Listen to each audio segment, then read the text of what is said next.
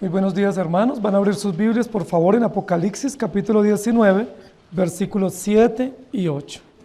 Estamos hoy en la última enseñanza con relación a la serie que hemos estado llevando de Cosmovisión Cristiana, que hemos titulado La Fe que Vence al Mundo.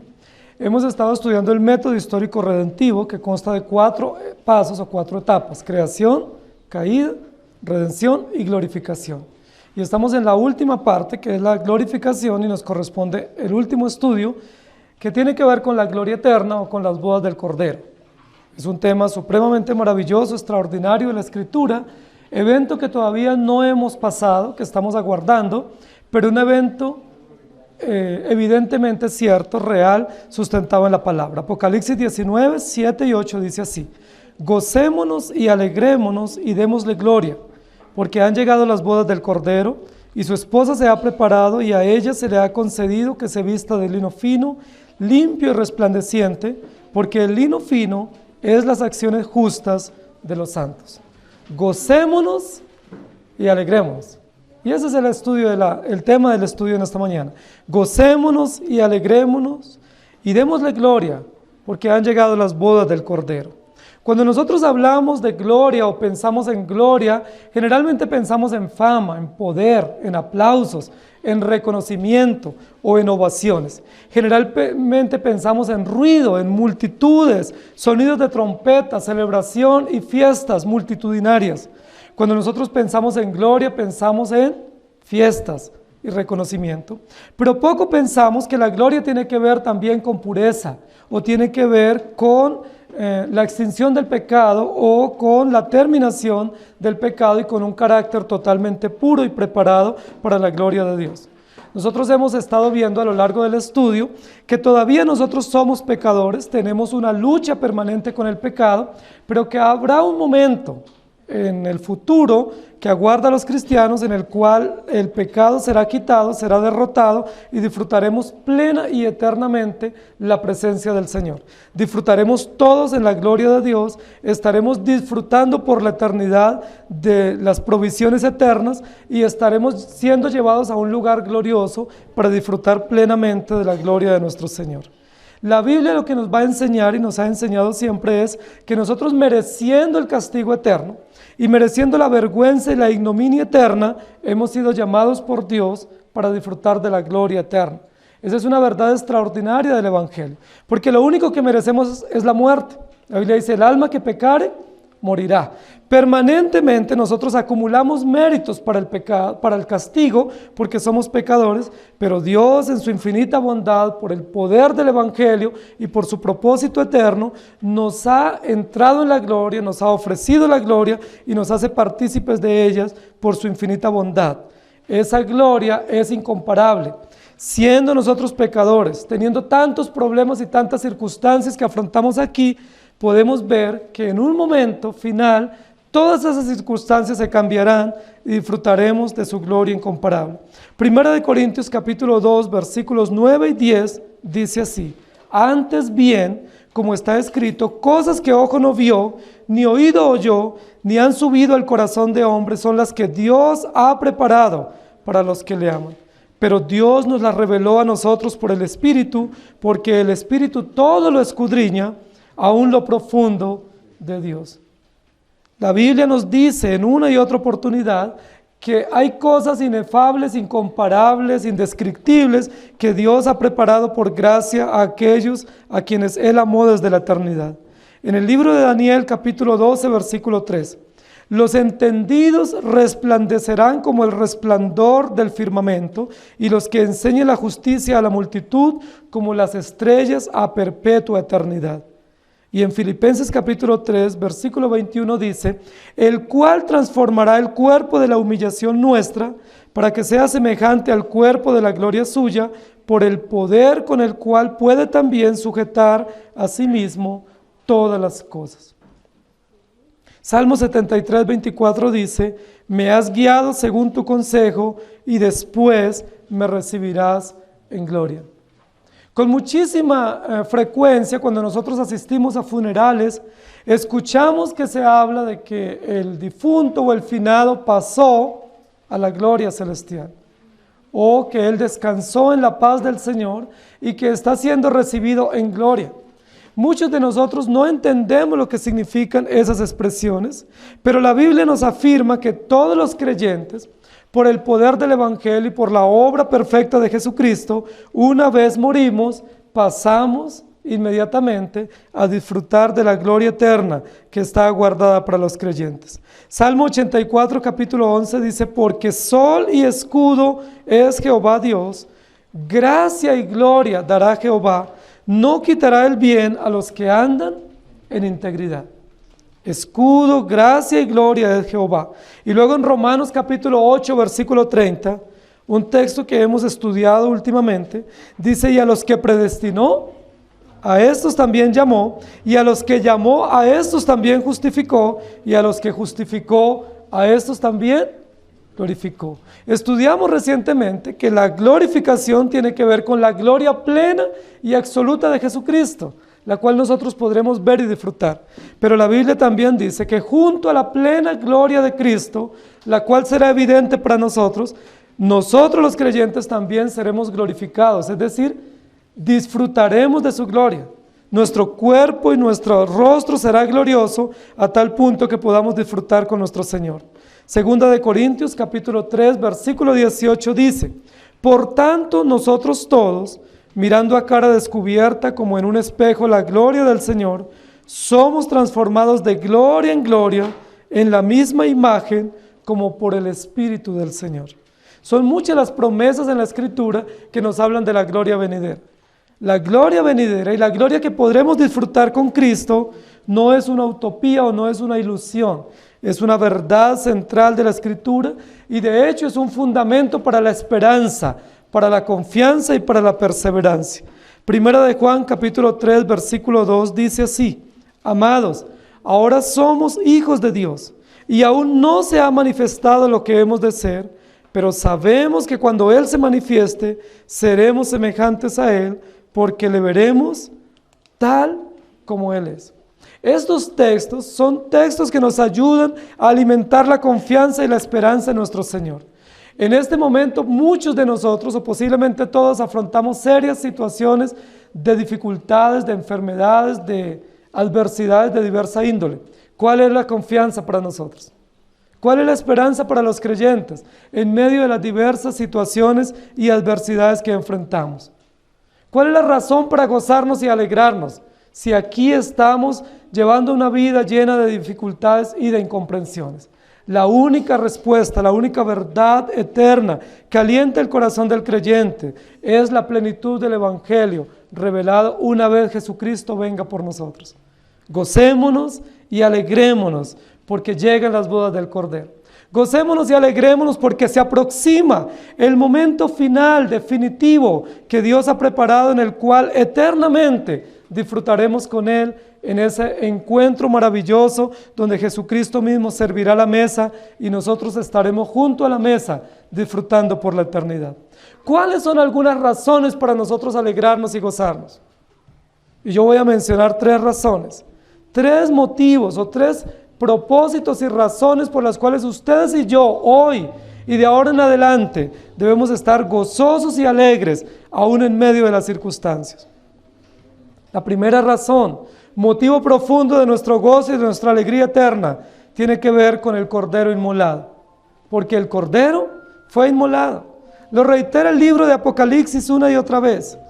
Queridos hermanos, desde el principio de la revelación bíblica, Génesis capítulo 2, Génesis capítulo 3 y en adelante hasta Apocalipsis 22, se anuncia simbólica, tipológicamente, la venida del Cordero. Y se anuncia que ese Cordero será un Cordero inmolado. Es decir, es un Cordero, signo de humildad, de entrega, de nobleza y de sencillez. Pero es un Cordero que tendrá que ir a la cruz, tendrá que morir cruentamente y se entregará a favor de su pueblo para el perdón de sus pecados. Desde Génesis capítulo 3 se nos muestran las señales que anticipan la venida del Cordero. Y Génesis capítulo 4 se nos muestra que hay una ofrenda que es la que Dios acepta, y es la ofrenda de un cordero sin mancha y sin contaminación, derramado en ofrenda y gratitud para su gloria. Toda la Escritura nos va a mostrar, en el Antiguo Testamento especialmente, que hay un cordero provisto por Dios, y que ese cordero derramará su sangre para cumplir un propósito eterno.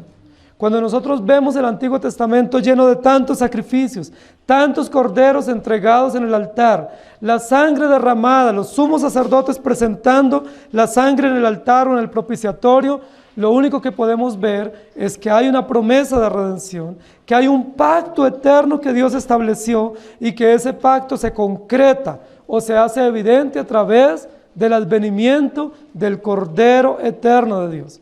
¿Cuál es ese Cordero que quita el pecado del mundo? ¿Cuál es ese Cordero anticipado y preparado desde la eternidad? ¿Cuál es ese Cordero sin mancha, preparado previamente para pagar por el pecado de todos nosotros? Juan el Bautista, cuando estuvo aquí en la tierra, que vio la venida de Jesús, dice la Biblia que en una oportunidad le vio acercarse y dijo: he aquí el Cordero de Dios que quita el pecado del mundo. He aquí, Él es. Yo no soy digno de desatar ni siquiera la correa de su zapato, pero Él es el Cordero previsto, el Cordero anunciado y profetizado por todos los profetas en el Antiguo Testamento. Jesucristo es el pleno cumplimiento de todas las profecías, especialmente concernientes con la expiación y con la redención del pecado de todos nosotros. Queridos hermanos, el Cordero inmolado nos enseña varias verdades. Una de las verdades es que la salvación es un plan eterno que Dios dispuso desde antes de la fundación del mundo. Jesucristo es eternamente el Cordero previsto para la salvación de su pueblo. Pero el Cordero inmolado también nos indica que usted y yo somos pecadores, que usted y yo hemos violado negligente y conscientemente la ley de Dios, y que lo único que nos espera por haber violado la ley de Dios es la muerte, porque la paga del pecado es muerte, porque debemos pagar una deuda que ninguno de nosotros ni queremos ni podemos pagar. Pero Jesucristo se ofreció voluntariamente, eternamente, voluntariamente para pagar por nosotros. Varón de dolores, experimentado en quebranto, se ofreció para perdonar y para pagar la deuda que ustedes y yo teníamos. Por eso en el Nuevo Testamento se presenta a Jesucristo como el Cordero inmolado, es decir, el Cordero muerto, para que usted y yo tengamos esperanza. Por eso cuando Jesucristo resucitó, se presentó con pruebas indubitables para sus discípulos, diciendo: toquen, palpen, soy yo, el mismo, el que murió y resucitó, con las señales evidentes en su cuerpo, porque el Cordero pagó el precio. Dice la Biblia, subió al cielo y está sentado a la diestra de Dios. Si ustedes recuerdan la canción de los santos en el Apocalipsis, que están pidiendo justicia, es: ¿quién es digno de abrir el libro y de desatar sus sellos? No hay nadie. Y dice la Biblia que el escritor estaba muy triste y angustiado porque no se hallaba nadie listo y digno para abrir el libro y soltar sus sellos. Sin embargo, se escuchó una voz que decía: he aquí el Cordero de Dios, el Cordero inmolado, que murió para perdonar los pecados de su pueblo, es el único digno de abrir el libro y de desatar su sello. Alabado sea Dios por el Cordero eterno de Dios, inmolado para nuestra redención. Gocémonos y alegrémonos, porque siendo nosotros pecadores y teniendo una deuda eterna que ni podemos ni queremos pagar, Jesucristo se entregó voluntariamente para perdonar nuestros pecados. ¿No es eso maravilloso? Usted y yo somos pecadores. No hemos dejado de serlo y no dejaremos de serlo. Pero hay una esperanza en medio de nuestro pecado. Esperanza eterna, esperanza segura, esperanza prevista y provista por Dios, que se llama Jesucristo. Es un cordero, pero no es un cordero antes del sacrificio, es un cordero después del sacrificio. Es el cordero que se pone sobre el propiciatorio, que derrama toda su sangre para favor nuestro. Pero la Biblia lo que nos va a mostrar en Apocalipsis es que ese cordero inmolado ya no es un cordero indefenso, no es un cordero cruento o no es un cordero humilde que se entrega y se deja humillar, sino que ese cordero inmolado es el rey que está sentado en el trono. Es interesante la combinación de metáforas para mostrarnos el contraste, pero para mostrarnos también la plenitud del plan perfecto de Dios. El Cordero inmolado está sentado en el trono, y siendo Cordero inmolado también es Rey absoluto y perfecto. Siendo un cordero inmolado que derramó su sangre, es un rey que reina con gloria y que viene con gloria, con magnificencia, a juzgar a los vivos y a los muertos. En las bodas del Cordero, a las cuales la iglesia está invitada, las bodas del Cordero en las cuales participaremos, quien servirá la mesa es el Cordero inmolado, pero no el Cordero que se dejó humillar, sino el Cordero victorioso, el Cordero inmolado que es Rey glorioso y poderoso de la simiente de David, que reinará por siempre, y nosotros reinaremos con él. Gocémonos y alegrémonos, porque ese Cordero cumplió plenamente el propósito y ahora está sentado reinando, perfumado, glorioso, para dar la victoria final y para disfrutar con la iglesia. El libro de Apocalipsis especialmente nos va a decir que ese Cordero está sentado en el trono y servirá la mesa, y que tiene un trono hermosísimo, puro, blanco y resplandeciente, y que se vestirá con gloria y con alabanza, y que todo su vestuario es glorioso y maravilloso, porque es un Cordero planeado, arreglado y establecido desde la eternidad, determinado por decreto para nuestra salvación. El Evangelio de San Juan, capítulo 1, versículo 35 al 37 dice: el siguiente día, otra vez estaba Juan y 2 de sus discípulos, y mirando a Jesús que andaba por allí, dijo: he aquí el Cordero de Dios. Le oyeron hablar los 2 discípulos y siguieron a Jesús.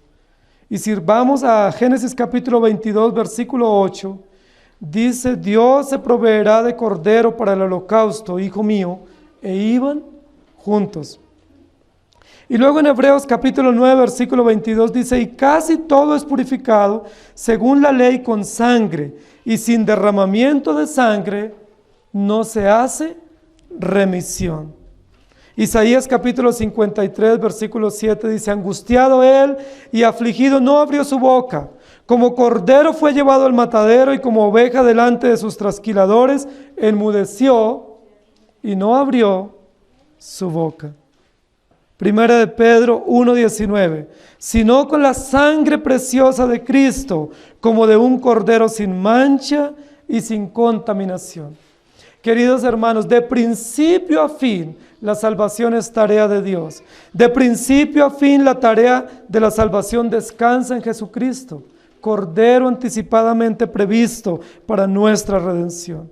Ustedes y yo no tenemos esperanza de participar de las bodas del Cordero por nuestros propios medios. Ustedes y yo no somos invitados a las bodas del Cordero porque tengamos mérito o porque hayamos obrado bien. Ustedes y yo podemos participar de las bodas del Cordero única y exclusivamente porque el Cordero fue inmolado para nuestra redención, porque Jesucristo derramó su sangre y nos abrió la puerta para la gloria eterna. Apocalipsis capítulo 5, versículo 6 dice: y miré y vi que en medio del trono y de los 4 seres vivientes y en medio de los ancianos estaba en pie un cordero como inmolado, que tenía 7 cuernos y 7 ojos, los cuales son los 7 espíritus de Dios enviados por toda la tierra. Y luego en Primera de Reyes, capítulo 9, versículo 5 dice: yo afirmaré el trono de tu reino sobre Israel para siempre, como hablé a David tu padre, diciendo: no faltará varón de tu descendencia en el trono de Israel. ¿Quién es el Cordero inmolado? Jesucristo. ¿Quién es el Rey eterno de la dinastía davídica que reinará por siempre? Jesucristo. ¿Quién es el que presidirá la mesa en las bodas del Cordero? Jesucristo. Jesucristo, el Cordero inmolado de Dios, es motivo fundamental y profundo para nuestro gozo y alegría. Por tanto, el apóstol Juan llama a la iglesia y a todos los creyentes diciendo: gocémonos y alegrémonos, porque han llegado las bodas del Cordero.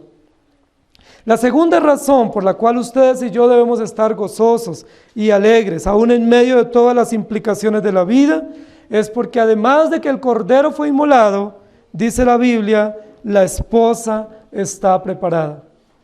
El texto que nosotros leímos dice: y su esposa se ha preparado, y a ella se le ha concedido que se vista de lino fino, limpio y resplandeciente, porque el lino fino es las acciones justas de los santos. Queridos hermanos, cuando nosotros pensamos en una boda, no solo pensamos en la celebración en sí, sino pensamos en el novio y en la novia.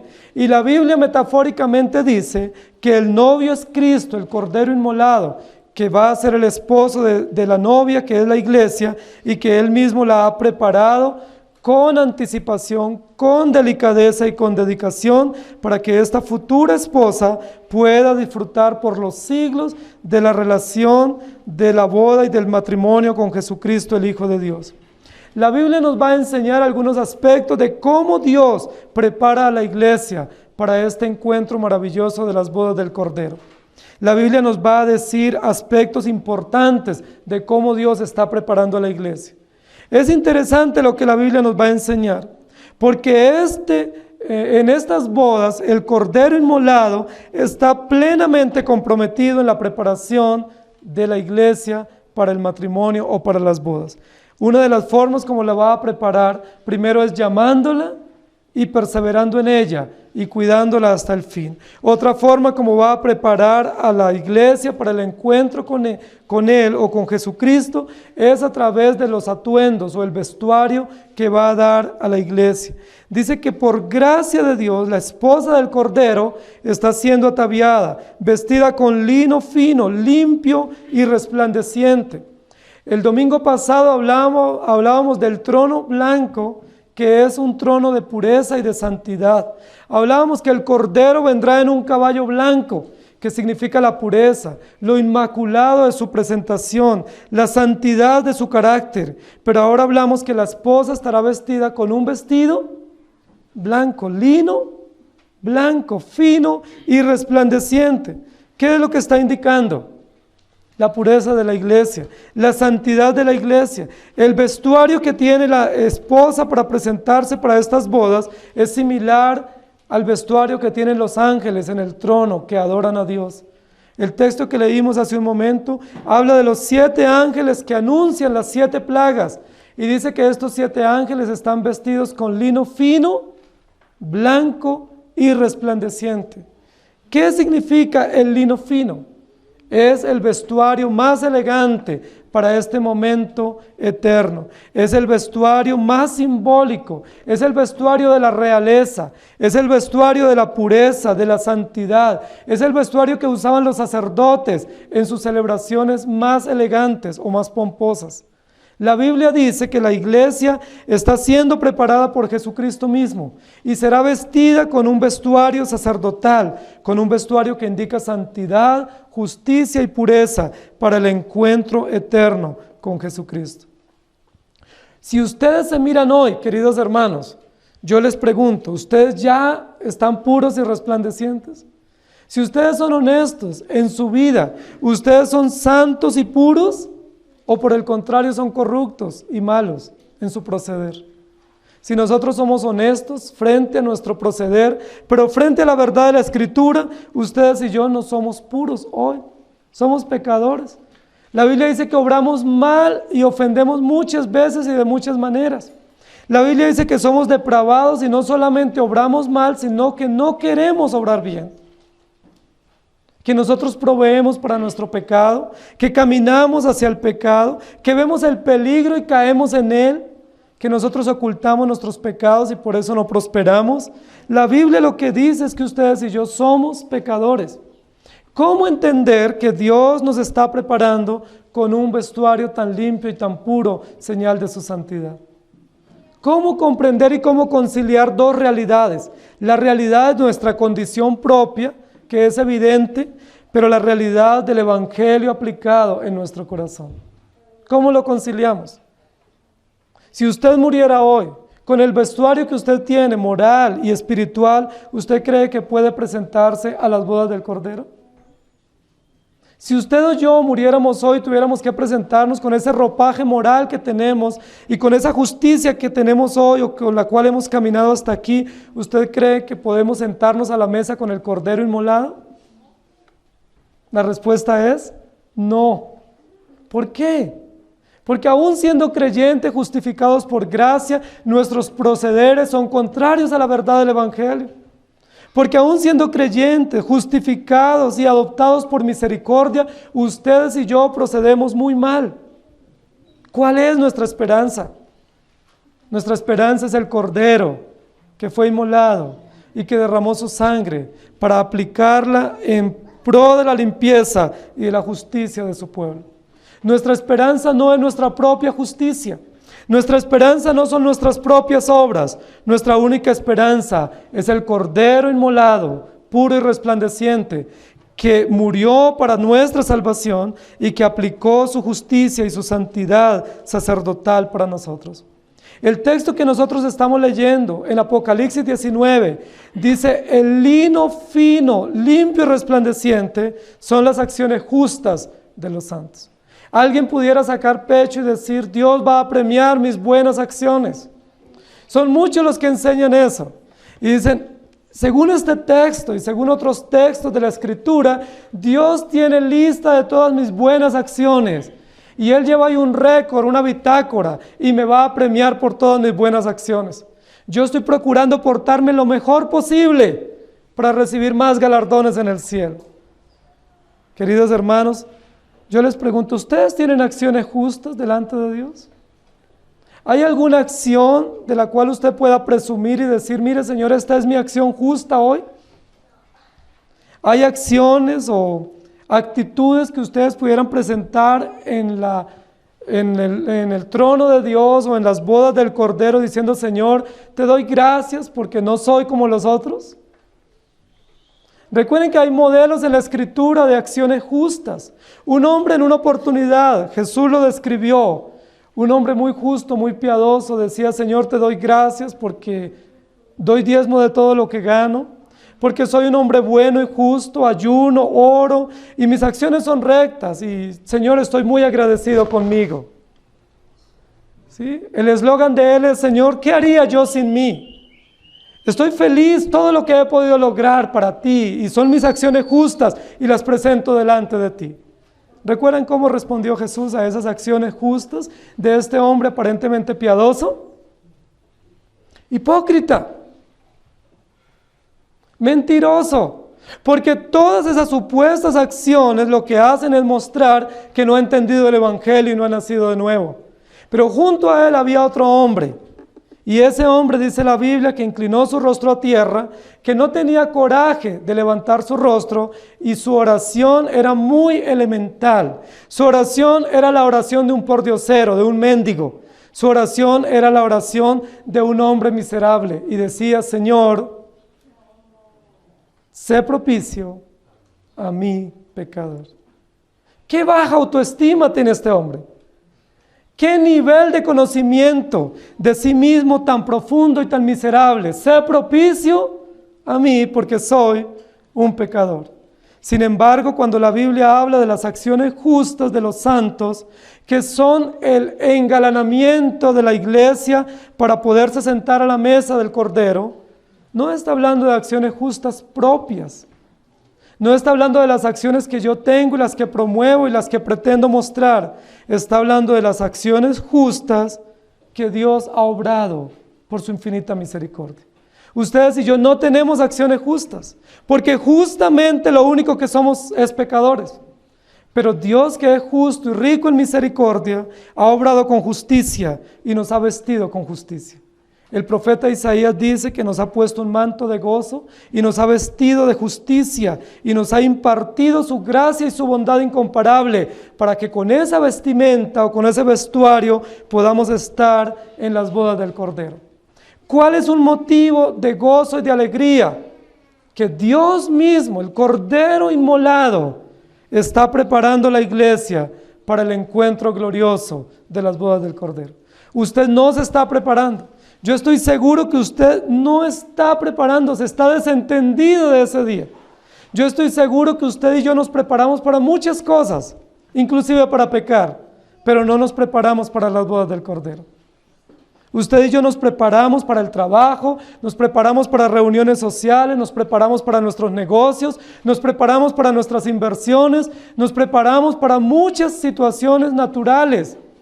Pero ninguno de nosotros nos estamos preparando para las bodas del Cordero. Muchos de nosotros estamos dormidos, quietos y despreocupados. ¿Cómo podremos ir a las bodas del Cordero?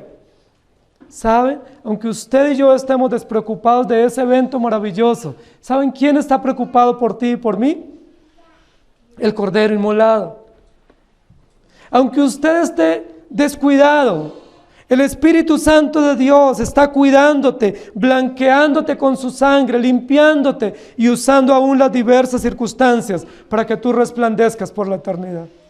Aunque tú estés descuidado en esa preparación para ese evento, dice la Biblia que Dios a través de Jesucristo está preparando un vestido limpio, blanco y resplandeciente, con el cual nos vestirá y pondrá óleo de gozo sobre nuestra cabeza y nos llevará a su reino eterno, donde Él presidirá la mesa porque es la cabeza.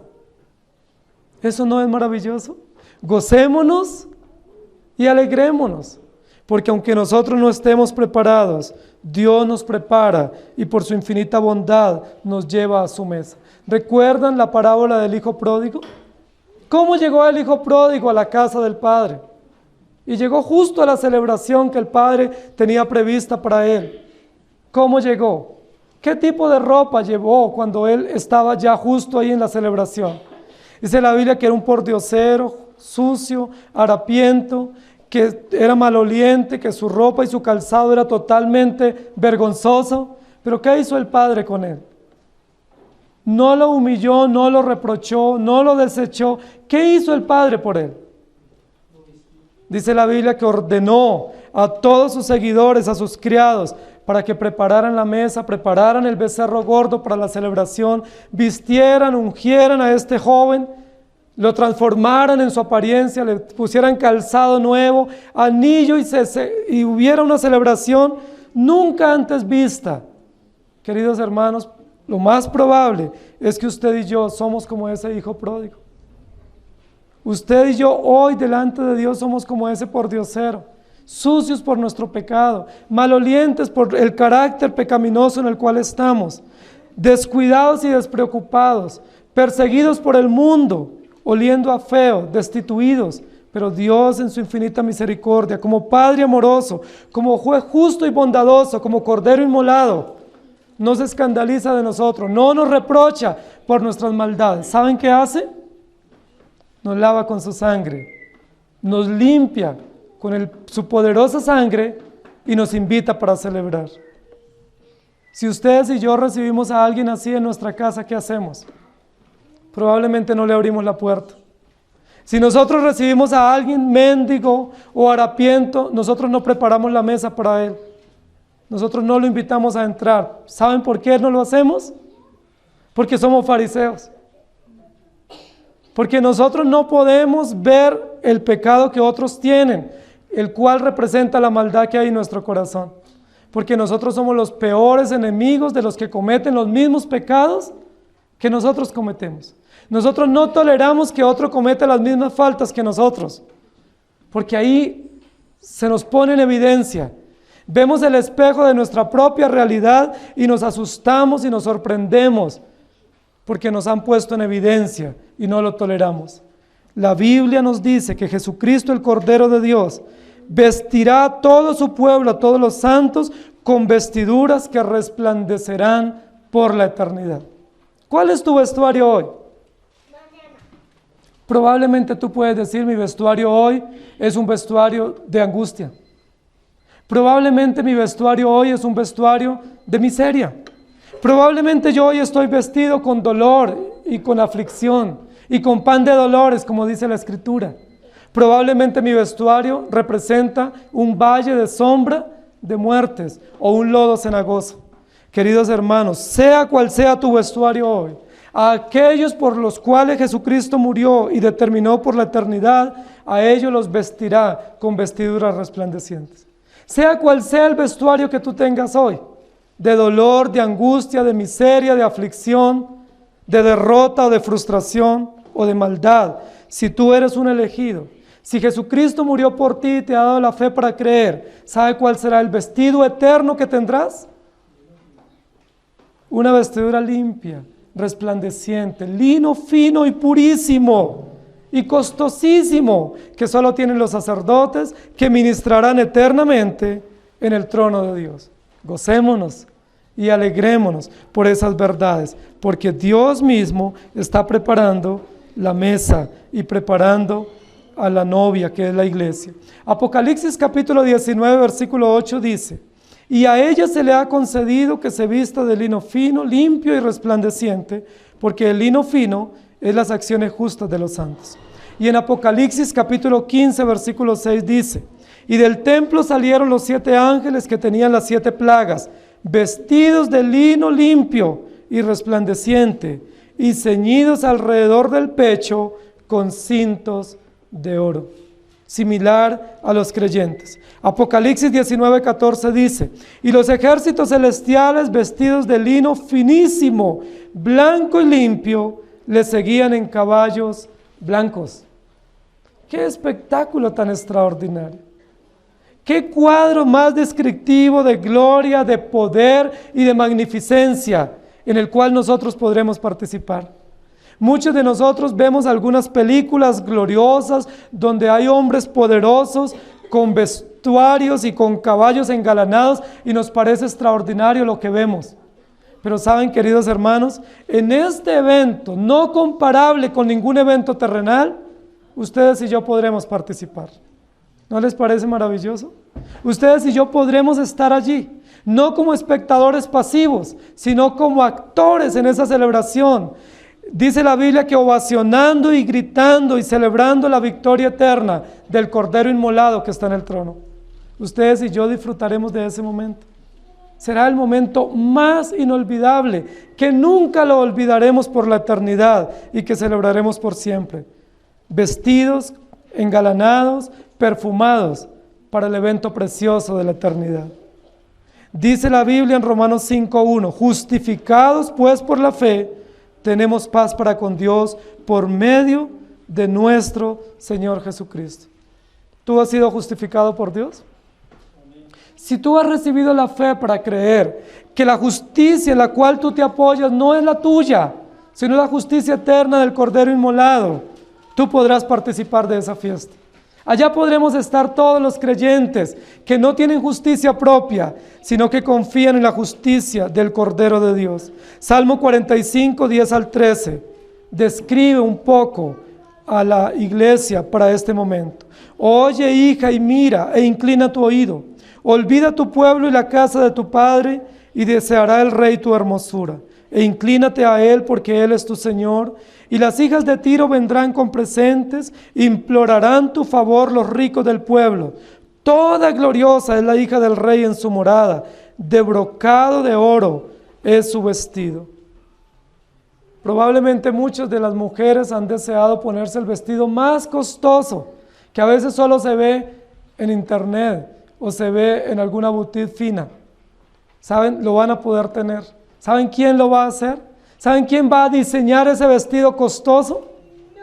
Jesucristo mismo, el diseñador, el que diseñó el vestuario para Adán y Eva en el Edén, será el que diseñará el vestuario que ustedes y yo tendremos eternamente y para siempre, y que nos distinguirá como participantes de las bodas del Cordero.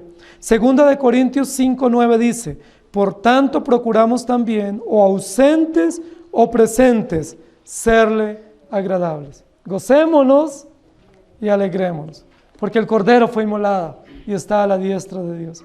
Gocémonos y alegremos porque la iglesia está preparada, no por nosotros mismos, sino por Jesucristo, para el encuentro glorioso de la eternidad. Y gocémonos y alegrémonos porque llegaron las bodas del Cordero. Para que se dé apertura a las bodas del Cordero, se requieren dos cosas: que el Cordero esté inmolado y que la iglesia esté ataviada para ese momento. El Cordero ya fue inmolado, la iglesia ya está ataviada, luego se inaugurarán las bodas del Cordero por la eternidad. La Biblia nos va a enseñar, queridos hermanos, que las bodas del Cordero fueron establecidas desde la eternidad. Que esas bodas que nosotros estamos aguardando no fue una situación fortuita que se está planeando para celebrar como si no hubiese sido determinada. que las bodas del Cordero es un evento eternamente dispuesto para la victoria plena de Cristo, para la salvación eterna de la iglesia. Que las bodas del Cordero lo que nos muestra es la unión perfecta de Cristo con la iglesia y el establecimiento o el sello del pacto eterno de la redención. Hemos hablado del pacto en varias oportunidades. La iglesia habla del pacto. La iglesia habla de relaciones pactuales. La Biblia nos da señales y sellos del pacto. Recordemos que los sacramentos son señales y sellos del pacto eterno de redención. Muchos hablan del pacto de la gracia, pero preferimos hablar del pacto eterno de la redención. Es decir, de algo que estaba determinado desde antes de la fundación del mundo. ¿Qué es el pacto eterno de redención? Que Dios desde la eternidad, por el sabio e unilateral consejo de su voluntad eterna, determinó en sí mismo, sin mérito alguno y sin razón alguna, salvar a su pueblo para su propia gloria y para su propia satisfacción. Que Dios desde la eternidad dispuso a Jesucristo como Cordero voluntario para entregarse y pagar justamente las demandas del honor y de la justicia deshonrada por el pecador. Que Dios desde la eternidad proveyó todos los medios y circunstancias para que usted y yo seamos salvos. Y que ese pacto no descansa en absoluto en nada que usted o yo hagamos. Que el pacto es unilateral, es eterno, es indestructible y es fiel. Jesucristo es el testador del pacto. Jesucristo fue el que selló el pacto. Jesucristo cumplió el pacto eterno de la redención al derramar su sangre. Jesucristo, al justificarnos sin ningún mérito, solo por su gracia, ha sellado ese pacto en los beneficiarios y nos ha dado las arras seguras de la redención. Las bodas del Cordero no son ni más ni menos que el sello eterno del pacto de la redención. El pacto fue determinado en la eternidad, fue aplicado y cumplido en la historia, pero será celebrado por siempre. El pacto fue destinado en la eternidad, fue manifestado y revelado en la historia de la humanidad, pero lo disfrutaremos por toda la eternidad. ¿No es eso glorioso, queridos hermanos? ¿No es maravilloso que usted pueda pensar que usted no es producto de la casualidad y que nuestra iglesia no es producto de la casualidad, sino que es producto de un plan definido y determinado de Dios?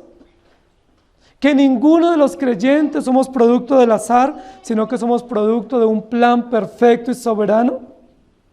Que aún las circunstancias adversas, que aún las circunstancias de dolor hacen parte de la provisión de Dios para que el pacto se revele, se manifieste y se haga concreto. El acto glorioso de las bodas del Cordero manifiesta dos cosas. Manifiesta la plenitud de la redención, manifiesta la entrada y la participación plena en el reino de Dios. Ustedes y yo ya reinamos con Cristo. Dice la Biblia, estamos en el reino, reinamos con Cristo. Pero una vez se selle ese pacto en las bodas del Cordero, reinaremos sin ninguna restricción en un reino interminable, indisoluble, perfecto, que nunca terminará, el reino de Dios y el reino de Cristo. ¿Cuántos de ustedes han querido reinar? Muchas veces se nos ha enseñado que ya reinamos. Y por supuesto reinamos a través de la fe y a través del Cordero que fue inmolado. Pero llegará el momento en que reinaremos plenamente, donde se dará cumplimiento pleno y absoluto a todas las promesas y profecías dadas en la Escritura. Y todos los creyentes entraremos a una fiesta eterna que nunca terminará y en la cual nunca nos cansaremos. En esa fiesta no solamente seremos ministrados, sino seremos ministradores eternamente, celebrando y participando activamente en el regocijo eterno, en la fiesta eterna en la cual están invitados los creyentes. Queridos hermanos, si contrastamos las alegrías y los gozos y los regocijos temporales con el regocijo eterno, ¿qué debe prevalecer en nosotros? Si nosotros contrastamos las alegrías que tenemos y para las cuales nos preparamos y hacemos inversiones, ¿cómo no hacer inversiones eternas para el reino de los cielos? ¿Cómo no invertir en el reino eterno de Dios, donde celebraremos por la eternidad? ¿Cómo no prepararnos para esa fiesta inolvidable a la cual estamos invitados, con una invitación sellada con la misma sangre de Jesucristo, el Cordero de Dios? A esa fiesta nos ha invitado Jesucristo. Él mismo nos ha hecho la invitación. Él mismo nos ha preparado para ese momento. Él mismo nos ha vestido y nos ha preparado, y Él mismo nos llevará y nos servirá los manjares de la eternidad en los cuales celebraremos. Segunda de Corintios capítulo 11 versículo 2 dice: porque os celo con celo de Dios, pues os he desposado con un solo esposo, para presentaros como una virgen pura a Cristo. Luego en Hechos capítulo 3 versículo 25 dice: vosotros sois los hijos de los profetas y del pacto que Dios hizo con nuestros padres, diciendo a Abraham: en tu simiente serán benditas todas las familias de la tierra. Y en Hebreos 13:20 dice: y el Dios de paz, que resucitó de los muertos a nuestro Señor Jesucristo, el gran pastor de las ovejas, por la sangre del pacto eterno, nos abra las puertas del reino, para lo cual estamos invitados. Y luego en 1 de Pedro 5:4 dice: y cuando aparezca el príncipe de los pastores, vosotros recibiréis la corona incorruptible de gloria. ¿Hay promesas dignas de esperar y aguardar? Apocalipsis capítulo 5 versículo 10 dice: y nos ha hecho para nuestro Dios reyes y sacerdotes, y reinaremos por siempre. Y luego en Apocalipsis 3:21 dice: al que venciere, le daré que se siente conmigo en mi trono, así como yo he vencido y me he sentado con mi Padre en su trono. Por eso la instrucción de Isaías 54, 4 y 5: no temas, pues no serás confundida, y no te avergüences, porque no serás afrentada, sino que te olvidarás de la vergüenza de tu juventud, y de la afrenta de tu viudez no tendrás más memoria. Porque tu marido es tu hacedor, Jehová de los ejércitos es su nombre, y tu Redentor, el Santo de Israel, Dios de toda la tierra, será llamado. No temas, no te confundas, no te avergüences. Gocémonos y alegrémonos, porque el Señor es nuestro Dios. En Apocalipsis 11:15 dice: el séptimo ángel tocó la trompeta, y hubo grandes voces en el cielo que decían: los reinos del mundo han venido a ser de nuestro Dios y de su Cristo, y Él reinará por los siglos de los siglos. Gocémonos y alegrémonos, porque nosotros seremos recibidos en el reino eterno, como se recibía a los soldados victoriosos que venían después de vencer a los enemigos. Nosotros seremos recibidos como unos héroes en el reino de los cielos, no porque lo seamos, porque somos miserables pecadores. Seremos recibidos como héroes no por nosotros, sino por Jesucristo, el Hijo de Dios.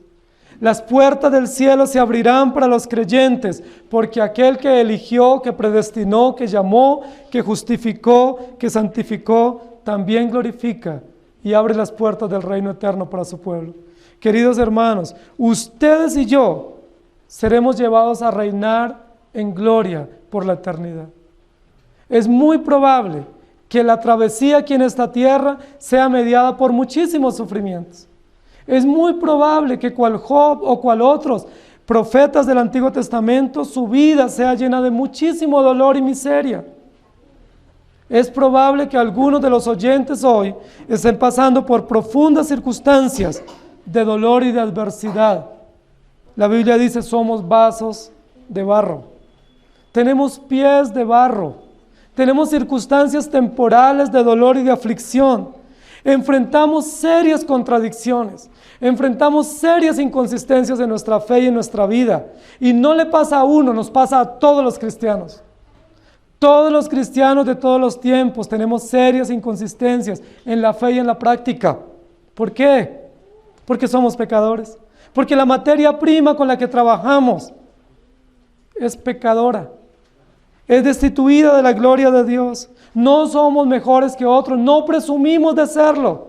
Y en el momento en que lo presumamos, nos constituimos en terribles fariseos, ajenos a la gracia y a la misericordia del Evangelio. Somos pecadores. desfallecemos por las circunstancias que vivimos, sucumbimos ante las realidades dolorosas del pecado y de las circunstancias y de las condiciones propias de nuestra estadía terrenal. Pero ¿saben cuál es la esperanza del cristiano? La gloria que nos aguarda en Cristo Jesús. Es probable que usted aquí en esta tierra solo haya recibido humillación. Es probable que usted aquí en esta tierra solo haya recibido afrenta, vergüenza y dolor. ¿Qué dice la Escritura? No te confundas, porque aunque sea tu realidad de dolor y de miseria, estás preparado para reinar por la eternidad en la gloria que nunca termina. Estás preparado para pasar este límite y disfrutar la posesión eterna que Jesucristo ha dispuesto para su pueblo. La herencia del reino eterno que nada ni nadie nos podrá quitar y que nada ni nadie la podrá opacar. La gloria de Cristo que comenzamos a disfrutar una vez Él nos dio fe y nos trajo al Evangelio. Comenzamos a disfrutar, pero en una pequeña proporción, que disfrutamos por fe, pero seguimos en una situación tensa, de lucha, de dualidad muchas veces entre la fe eterna y la realidad temporal. Pero muy pronto, queridos hermanos, muy pronto llegará el momento en el cual ese creer que por fe Dios nos dio se hará pleno y absoluto, y no habrá más llanto ni dolor. Dice la Biblia, Dios enjugará las lágrimas nuestras, quitará las aflicciones, las miserias, las afrentas, y se sabrá quién es quién.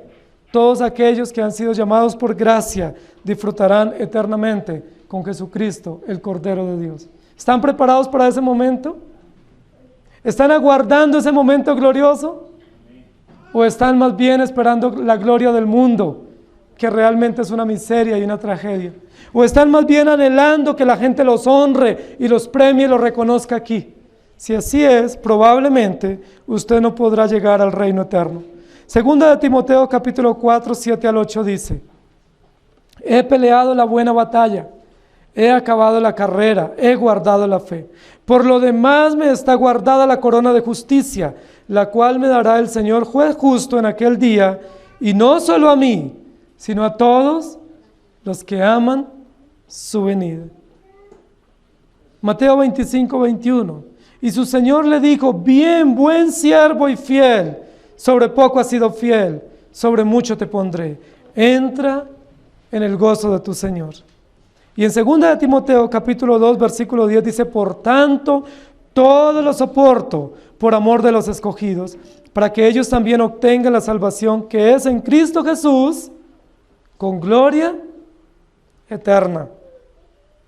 2 de Corintios 4, 17. Porque esta leve tribulación momentánea produce en nosotros un cada vez más excelente y eterno peso de gloria. ¿Sienten ustedes el peso de la gloria eterna sobre su corazón y su conciencia? ¿Sienten ustedes que hay un peso eterno de gloria que no podrá huir y que ustedes podrán disfrutar por la eternidad? ¿O más bien sienten el peso de la gloria humana y de la gloria temporal que es efímera? Romanos 8, 18 dice: pues tengo por cierto que las aflicciones del tiempo presente no son comparables con la gloria venidera que en nosotros ha de manifestarse. Tengan por cierto, queridos hermanos, que todo lo que ustedes enfrentan y lo que enfrentarán y enfrentaremos en adelante, como personas, como creyentes y como iglesia, no es comparable con la gloria venidera. Tengan presente que todo dolor, circunstancia o adversidad o señalamiento o enjuiciamiento no es comparable con lo que Dios ha reservado para usted y para mí. Por eso podemos terminar diciendo en Colosenses 3:4, cuando Cristo se manifieste, vosotros también seréis manifestados con Él en gloria. Muchas veces, como el apóstol Pablo lo dijo, tenemos sufrimiento aquí, pero aguardamos gloria eterna. Dolor y miseria aquí, pero provisiones eternas en Cristo Jesús. Muchas veces somos humillados, pisoteados y avergonzados aquí, a veces por nuestros propios hermanos. Pero ¿qué nos aguarda en la eternidad? El cielo, la eternidad, la sublime gloria de Dios, que no es comparable. Alentémonos con esas palabras y gocémonos y alegrémonos porque están llegando las bodas del Cordero y usted y yo estamos invitados. Inclinen su rostro. Amado Señor, gracias por tu palabra. Gracias por darnos esperanza. Gracias, Señor, por alentarnos con tu precioso evangelio. Gracias por quitar de nuestro corazón y de nuestra conciencia la carga pesada de las obras y por darnos el regalo de tu gracia. Gracias por quitar la carga pesada del moralismo y del legalismo, muchas veces impuesto por nuestro propio carácter farisaico. Y gracias por darnos esperanza. Gracias por quitarnos, Señor, la exigencia no altruista, sino la exigencia farisea de vivir con la apariencia de piedad. Y gracias por mostrarnos el camino.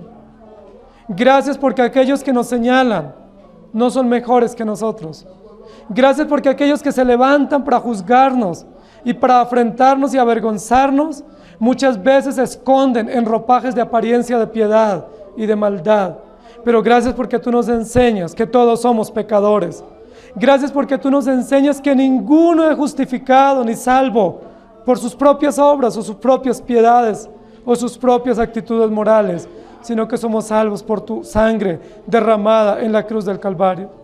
Ninguno tendrá la bienvenida a las bodas del Cordero por su propia justicia, sino a través de la invitación que nos has hecho de manera irresistible, sellada con tu sangre preciosa.